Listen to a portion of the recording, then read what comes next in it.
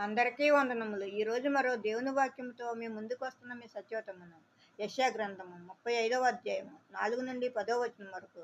ఆయన వచ్చి తానే మిమ్మల్ని రక్షించును. గ్రుడ్డివారి కన్నులు తెరవబడును, చెవిటివారి చెవులు విప్పబడును, కుంటివాడు దిక్కువలే గంతులు వేయును, మగవాని నాలుక పాడును, అరణ్యంలో నీళ్లు ఉబ్బుకును, అడవుల కాలువలు పారును, ఎండమావులు మడుగులగును, ఎండిన భూమిలో నీటి బొగ్గలు పుట్టును, నక్కలు పండుకున్న వాటి ఉనికి పట్టులో జమును తుంగగడ్డియు మేతయు పుట్టును.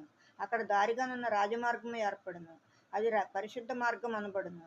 అది అపవిత్రులు పోగొడిన మార్గము. అది మార్గమున పోవు వారికి ఏర్పరచబడును.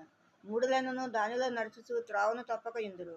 అక్కడ సింహం ఉండదు, క్రూర జంతువులు దాన్ని ఎక్కవు, అవి అక్కడ కనబడవు. విమోచింపబడిన వారే అక్కడ నడుచుదురు. యెహోవా విమోచించిన వారు పాటలు పాడుచు తిరిగి సీయోనుకు వచ్చెదరు. వారి తలల మీద నిత్యానందం ఉండును. వారు ఆనంద సంతోషములు గలవారై వచ్చెదరు. దుఃఖమును నిట్టూర్పును ఎగిరిపోవును.